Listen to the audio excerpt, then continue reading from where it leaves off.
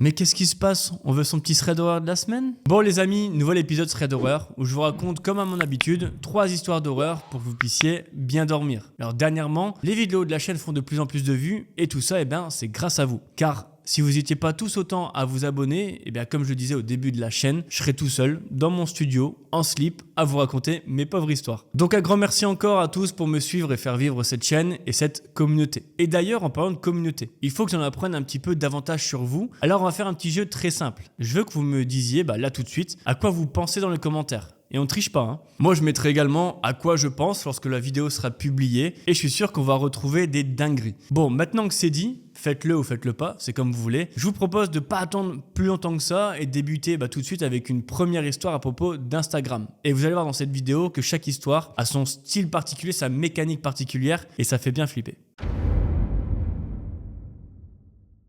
Donc avec 2,3 milliards d'utilisateurs dans le monde, il s'en passe des choses sur Instagram. Et aujourd'hui, j'ai décidé de vous raconter l'histoire de Théo qui a clairement vécu une très mauvaise expérience. Théo, c'est un jeune homme de 20 ans qui est plutôt actif sur les réseaux sociaux et notamment sur Instagram. Il y partage régulièrement quelques photos et passe des heures à scroller le soir avant de s'endormir, comme malheureusement beaucoup d'entre nous. Sérieux, des fois, moi je peux passer 1 heure à scroller avant de dormir la nuit et c'est une habitude horrible que j'ai prise dernièrement alors que je ferais bien mieux de vous chercher les meilleures histoires d'horreur pour vous. Un soir, alors qu'il consulte son fil d'actualité, il reçoit une notification lui indiquant qu'une certaine Nadia a commenté l'une de ses photos. Alors intrigué, Théo se rend sur son profil et commence à analyser le profil de la jeune femme. C'est alors qu'au même moment, il reçoit un nouveau message de celle-ci, comme si elle savait qu'il était en ligne. Nadia est brune et bronzée et surtout plutôt jolie pour Théo. Théo est donc plutôt flatté et c'est donc avec joie qu'il entame la discussion avec elle. Quel coquin ce Théo. Ils commencent donc à faire connaissance et après divers échanges, ils se rendent compte qu'ils habitent tous les deux à une quinzaine de minutes de Metz. L'échange entre eux est plutôt fluide. Théo explique qu'il a un bon feeling avec Nadia et qu'il partage beaucoup de centres d'intérêt. Il la trouve assez cool et pas prise de tête et Théo il aime beaucoup ce genre de personnalité. Au bout de quelques jours, la jeune fille propose à Théo de se rencontrer. Théo est donc ravi et accepte le rendez-vous. Il propose donc à Nadia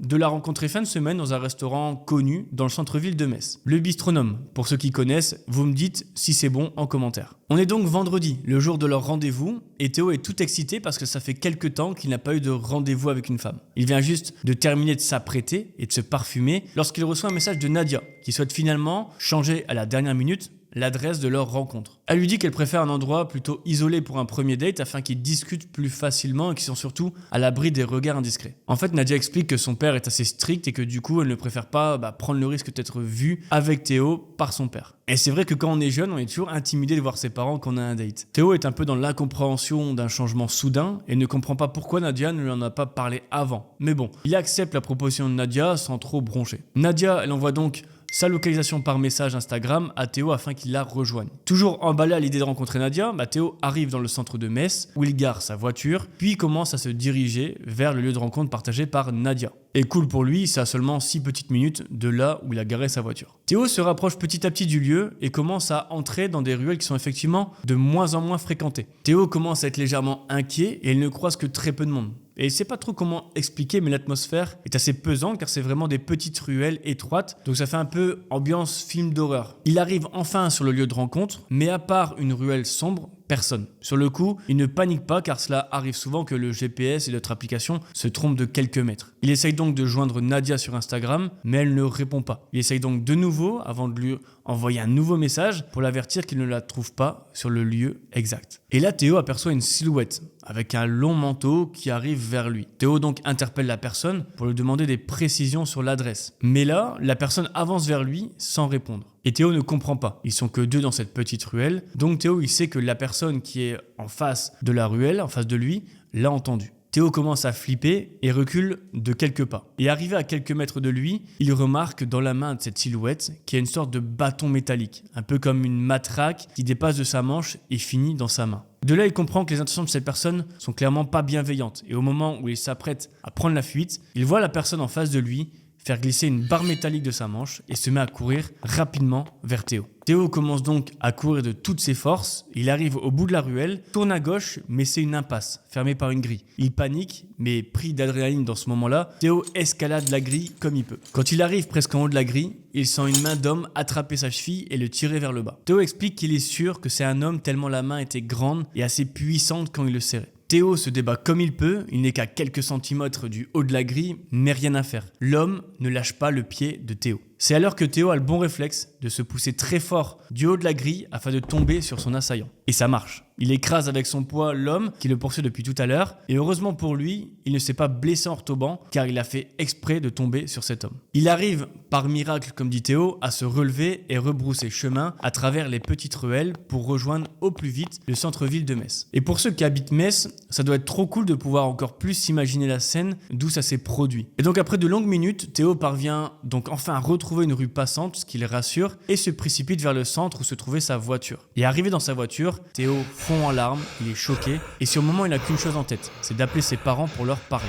Et après plusieurs minutes à discuter avec ses parents, il reprend son calme et décide d'envoyer un message à Nadia pour lui dire qu'elle ne doit pas aller là-bas car il s'est fait agresser. Il reprend aussitôt la route et durant son trajet, il se pose 1001 questions. Il se demande quelles étaient les intentions de cet homme et pourquoi subitement un homme viendrait à l'agresser en début de soirée dans une petite ruelle comme ça. Et plus il y pense, plus il trouve ça louche qu'on l'a agressé pile à ce moment-là. Et vous allez voir qu'il fait bien de se poser beaucoup de questions. Théo rentre chez lui, il est un peu plus soulagé et il se connecte immédiatement sur Instagram pour savoir si Nadia a répondu à son précédent message. Sauf qu'en cliquant sur son profil, à ce moment-là, il voit que le profil de Nadia a été désactivé. Et là, pour Théo, il est convaincu, il n'y a plus de doute. Nadia n'y était pas pour rien dans ce qu'il venait de vivre. Si un homme armé d'une barre de fer l'a coursé dans les ruelles de Metz, elle était forcément liée. Et là, on peut se poser plusieurs questions. Est-ce que Nadia existait vraiment ou est-ce tout simplement la complice de cet homme? Et surtout, que voulait-il à Théo pour vouloir l'agresser en pleine ruelle? Alors, j'aimerais en savoir un peu plus, mais j'ai malheureusement pas assez d'informations à ce sujet et Théo non plus d'ailleurs. Vous vous en doutez, Théo a voulu porter plainte sous les conseils de sa maman et de son papa, sauf qu'une fois arrivé au poste de police,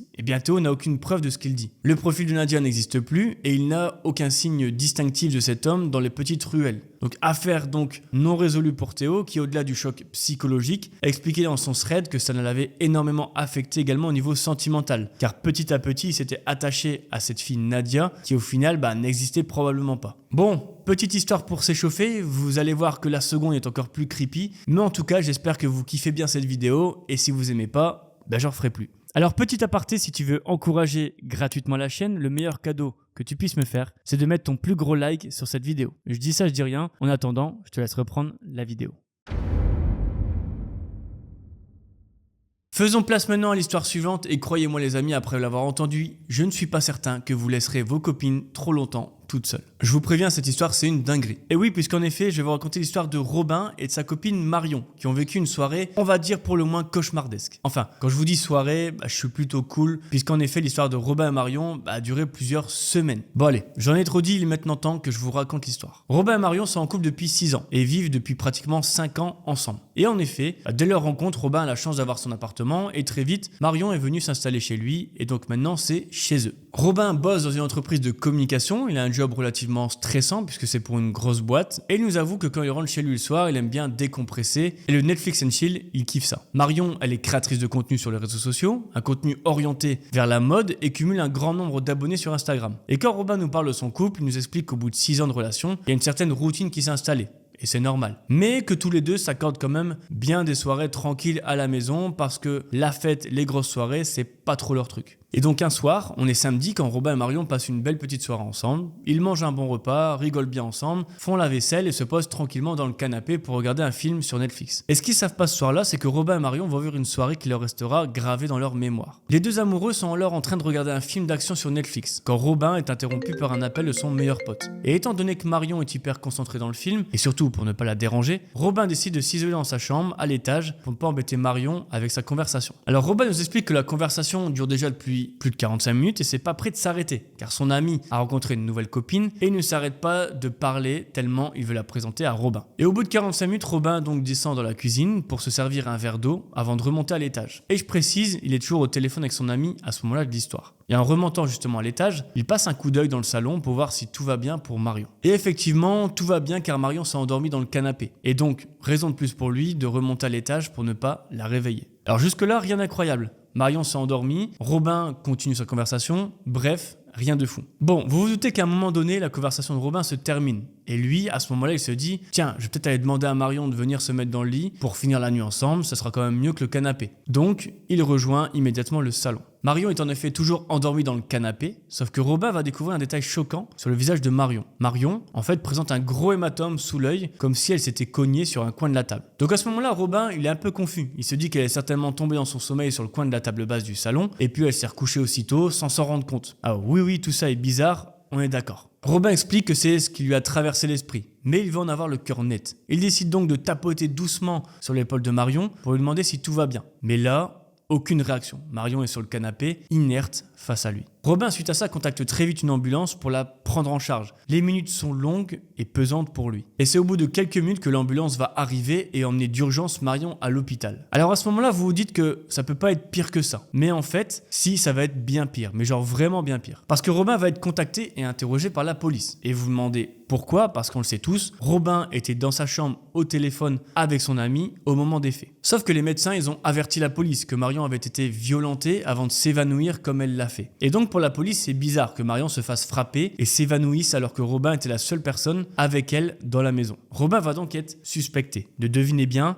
a tapé sa femme. Alors pour la police, c'est simple, il tape régulièrement sa femme, sauf que cette fois, il a tapé trop fort et a mis Marion KO. Alors c'est vrai qu'à ce moment-là, la police n'a aucune preuve contre lui, si ce n'est le seul à avoir été présent dans la maison. Surtout que Marion, elle est toujours évanouie et n'a toujours pas repris ses esprits. Alors je sais pas si on peut parler de coma dans ces cas-là, mais c'est un peu le genre en fait. Donc personne peut vraiment défendre Robin qui devient naturellement en fait et malheureusement le suspect numéro 1 dans cette enquête. Alors je vous l'avais dit que cette histoire elle était incroyable et moi elle m'énerve tellement parce que c'est injuste pour Robin de se faire accuser quand on sait qu'il est innocent. Et d'ailleurs Robin va essayer de tout expliquer à la police, mais absolument tout. La soirée, le coup de téléphone avec son meilleur ami qui dure des heures, la découverte de 45 minutes plus tard de Marion qui est en train de dormir sur le canapé, etc.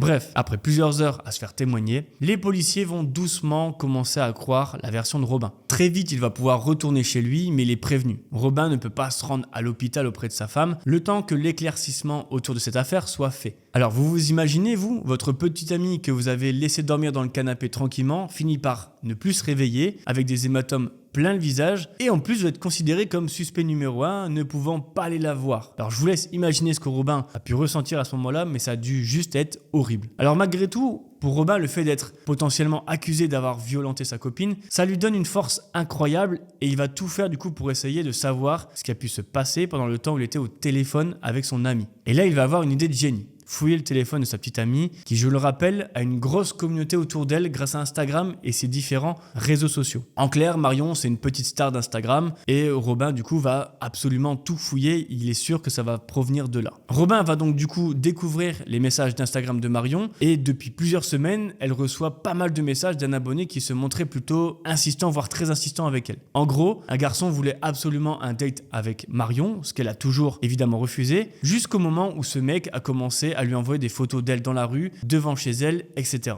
Bref, une situation hyper glauque dont Robin n'avait évidemment pas connaissance et probablement que Marion avait l'habitude de gérer ça avec sa grosse communauté, donc elle n'a pas averti Robin de tout ça. Sauf que cette fois-ci, Marion n'avait pas prévu le coup, que ça allait mal tourner. Ce que Robin découvre du coup par la suite, c'est un message lui disant qu'il est devant chez elle, que cet abonné est devant chez Marion et Robin, et surtout, il y a un appel auquel Marion aurait répondu le soir même, où elle a été retrouvée dans le canapé, pleine d'hématomes. Pour Robin, qui je le rappelle ne peut toujours pas avoir des nouvelles de Marion, c'est obligé. C'est cet abonné-là, il y est forcément pour quelque chose. Et donc Robin se rend directement au commissariat pour en parler avec les forces de l'ordre. Et heureusement, cette fois, on le croit. Il va donc pouvoir être mis en dehors de cette enquête et va pouvoir retourner voir Marion à l'hôpital. Et coup de bol pour Robin, Marion s'est réveillée quelques heures après que Robin l'ait rejoint à l'hôpital. Et le temps que Marion se remette de ces quelques jours dans un pseudo-coma, elle va pouvoir ensuite affirmer la déclaration de Robin sur cet abonné sur Instagram. Voici donc ce qui s'est passé pendant que Robin était au téléphone avec son ami. Ce soir-là, cet abonné a contacté Marion lorsqu'il était devant chez elle. Marion a donc décidé d'ouvrir la porte pour lui dire de se calmer et que cette fois-ci, il allait beaucoup trop loin et qu'elle allait prévenir la police. Malheureusement pour elle, l'abonné lui a mis un coup de poing directement au visage et s'est rué violemment sur elle. Marion se souvient être tombée au sol et perdre connaissance tout doucement. Pour elle, la suite, c'est le trou noir. Même si on sait que Robin a retrouvé Marion allongée dans le canapé, donc on est à peu près sûr que l'abonné, après avoir rué de coups Marion, a tenté de camoufler son acte en remettant Marion à sa place dans le canapé. Avant de partir de l'hôpital, les médecins ont félicité Robin d'avoir découvert à temps l'état de Marion qui, sans lui, n'aurait certainement pas été assez vite pris en charge et aurait pu laisser sa vie. Et ce que l'on sait, c'est que les amoureux sont toujours ensemble à l'heure actuelle et ils ont depuis peu déménagé dans une autre ville et installé un maximum de caméras de télésurveillance pour leur sécurité. Et heureusement pour cette histoire, contrairement à la précédente, l'abonné de Marion a finalement été interpellé par la police et a été certainement jugé par la suite. Et ça, c'est une bonne chose que tout ça ne soit pas resté impuni. Alors, je sais pas vous, mais cette seconde histoire, je la trouve terrible et me touche beaucoup. Vous me dites si vous, de votre côté, c'est pareil, vous avez le même ressenti que moi à la fin de cette histoire. Bon, et si vous n'êtes pas assez rassasié, est-ce qu'on part sur une troisième et dernière histoire? Si c'est non, fermez la vidéo. Si c'est oui, on est parti. Pour cette troisième et dernière histoire, je vais vous parler d'Edgar, un jeune garçon de 10 ans qui est choisi cette année pour intégrer la crèche vivante du village le soir de Noël. Alors, applaudissements pour Edgar, s'il vous plaît. Bon, avant de vous raconter l'histoire, je vais vous parler un petit peu d'Edgar et de sa famille, pour qui la religion a une place très importante dans leur vie. Ils sont chrétiens, comme moi, vont à la messe le dimanche. Moi, j'y vais pas trop. Et on va dire poursuivre les traditions chrétiennes. Et comme je vous le disais, Edgar est un petit garçon de 10 ans, qui est fils unique, et il vit avec ses parents en Alsace, à Egizem. Alors désolé si je le prononce mal. Et Egizem, c'est quoi? C'est un petit village à côté de Colmar. Ses parents, Carmen et Manuel, sont tous les deux professeurs dans une école privée à quelques kilomètres là où ils habitent. Et tous les dimanches, Edgar et sa famille se rendent à la messe organisée dans leur village. Et comme je l'ai dit, ils vivent vraiment une vie tournée vers les autres, vers l'amour et vers la paix. Ils prennent vraiment toutes ces valeurs. Et c'est donc tout naturellement qu'Edgar est choisi par la paroisse pour réaliser la crèche vivante. Et le moins que l'on puisse dire, c'est que c'est une fierté pour ses parents. Vient donc le 24 décembre, la messe du jour a lieu et Edgar est bien présent pour la crèche vivante. Et ça me fait clairement trop bizarre de dire crèche vivante à chaque fois. C'est alors qu'une dame d'une quarantaine d'années, venue tout droit d'Allemagne, qui n'est située qu'à quelques kilomètres d'Egizem, va tomber en amour pour le petit garçon de 10 ans, qu'elle trouve absolument sublime dans son rôle. La dame va alors se rapprocher des parents d'Edgar et les féliciter pour le rôle que leur fils tient dans la crèche vivante. Et ne va pas cesser de complimenter le petit garçon. Et comme je vous le disais, pour les parents d'Edgar, c'est une immense fierté, eux qui sont très croyants, et donc là, le fait de savoir que d'autres personnes félicitent leur petit garçon, c'est une immense joie. Bref, la messe se termine et la dame est toujours aux côtés des parents d'Edgar. Elle félicite à nouveau le petit garçon et va dévoiler à la famille qu'elle vient d'arriver dans le village, qu'elle n'a donc pas de famille ici, ni même d'endroit où passer la nuit. Et que c'est Dieu qui l'a guidée jusqu'ici. Enfin bref, autant de belles paroles qui font que les parents d'Edgar ne peuvent être que touchés par cette dame. Alors autant, comme j'ai dit, je suis croyant, mais dès que j'entends des choses comme « c'est Dieu qui m'a conduit ici », j'ai toujours un petit peu de mal avec ça. Enfin bref, je reviens à l'histoire. Ils vont donc tout naturellement inciter cette dame à rester à l'église pour la messe du réveillon et rester discuter avec les membres de la paroisse. Suite à ces belles paroles, la dame décide de retourner à sa voiture et la surprise, elle revient, les bras chargés de cadeaux pour le jeune Edgar. Et pour les parents du petit garçon, c'est un peu trop à leur goût. Et surtout, il y a quelque chose qui cloche. Les parents d'Edgar se demandent pourquoi cette femme a tant de cadeaux dans sa voiture alors qu'elle vient d'Allemagne et qu'elle n'a pas de famille aux alentours. Ils vont donc poser la question à la dame qui va tout naturellement répondre qu'elle avait un neveu de l'âge d'Edgar et qu'elle a tout simplement espoir que le soir de Noël, elle puisse se réconcilier avec sa famille et pouvoir gâter son neveu en retour. Et alors pour les parents, l'explication est tout à fait plausible. Ils ne cherchent pas plus loin que ça. Et après tout, leur fils Edgar, lui, il vit le meilleur Noël de sa vie, il a reçu plein de cadeaux, donc il est très content. Et puis là, la dame passe un bon réveillon avec tous les participants de l'église, et c'est finalement ce qui compte. Sauf qu'il se fait tard, et quand vient le moment de rentrer tous chez soi, la dame se dirige en direction des parents d'Edgar pour demander s'ils pouvaient l'héberger cette nuit, afin qu'elle puisse retourner en Allemagne le lendemain matin, plutôt que de reprendre la route en pleine nuit. Les parents d'Edgar, qui ont le cœur sur la main, acceptent d'héberger cette dame pour la nuit avant qu'elle ne reparte en Allemagne le lendemain matin. Tous rentrent ensemble de l'église, les parents font une rapide visite de la maison à cette dame, puis après lui avoir présenté la chambre d'amis, chacun va se coucher. Sauf que sous les coups de 3 h du matin, la soirée va prendre une autre tournure. Edgar se réveille par des bruits incessants provenant de la chambre d'amis, là où dort cette fameuse dame. Edgar va même plus loin, en disant que ce qu'il entend le terrifie. Il reconnaît une prière, mais pas des prières comme il a l'habitude d'entendre avec ses parents. Edgar va donc dans la chambre de ses parents pour informer son père qu'il n'arrive pas à dormir et que la dame à côté fait un peu trop de bruit. Son père décide alors de raccompagner Edgar dans sa chambre et se dit qu'en même temps, il demandera à la dame de ne pas faire trop de bruit pour que son fils puisse dormir. Sauf qu'en arrivant devant la porte de la chambre de la dame, le père d'Edgar est surpris par un bruit provenant de la porte d'entrée. En regardant en direction de l'escalier, qui donne une vue sur la porte d'entrée, il aperçoit de longs cheveux noirs de la dame sortir de la maison. Et rapidement, le père d'Edgar se se précipite pour fermer la porte d'entrée et verrouiller à double tour pendant qu'Edgar reste sur le palier face à la chambre d'amis où la dame a passé une partie de la nuit. Quand son père remonte, il décide d'ouvrir la porte de la chambre et ce qu'ils vont voir à l'intérieur va les traumatiser. Le père d'Edgar découvre que sur le sol, il y a une sorte de cercle formé avec ce qui s'apparente à du sel. Et dans ce cercle, il y a un tas de trucs glauques. La première, c'est une toute petite radio qui émet des sons terrifiants, comme des incantations. Mais dites-vous que c'est pas le pire. Tout autour de la radio, le père d'Edgar va voir plein de photos d'un même enfant. Alors qu'Edgar pense reconnaître son fils sur ces photos, il remarque rapidement que c'est pas lui. Non, sur les photos, on y voit un enfant ressemblant comme 2 gouttes d'eau à Edgar. Il y a un détail assez troublant et qui confirme que ce n'est pas Edgar, c'est qu'on peut y voir l'inscription RIP. RIP sur le dos de chaque photo. Et là, tout va devenir plus clair. Rappelez-vous que cette dame a dit venir d'Allemagne et que c'est Dieu qui l'a fait venir dans ce village. Et rappelez-vous aussi qu'elle avait dans le coffre de sa voiture des cadeaux, pour entre parenthèses, se réconcilier avec son neveu. Est-ce que vous y voyez plus clair maintenant? Alors si vous voulez mon avis, cette dame a perdu son neveu qui ressemblait énormément à Edgar et malgré le fait qu'on ne connaisse pas ses intentions, elle voulait se rapprocher d'Edgar pour faire on ne sait quoi. Franchement, très troublant, vous trouvez pas? Et bon, la suite, le père d'Edgar va donc appeler la police qui va débarquer quelques minutes après et qui malheureusement ne trouvera aucune trace de cette dame. Mais pour la police, et les parents d'Edgar aussi, cela ressemble surtout à des rites sataniques pouvant être liés à une secte, ce qui est effectivement lié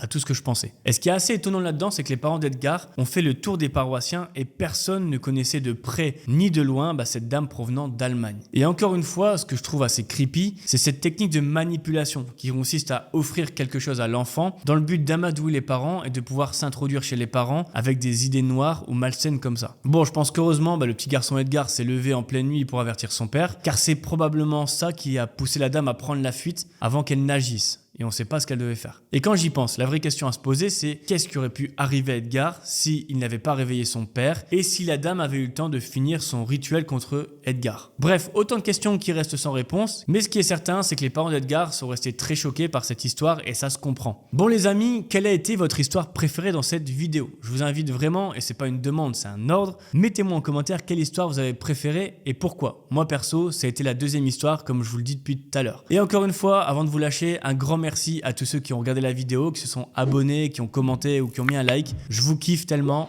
Sur ce, bisous.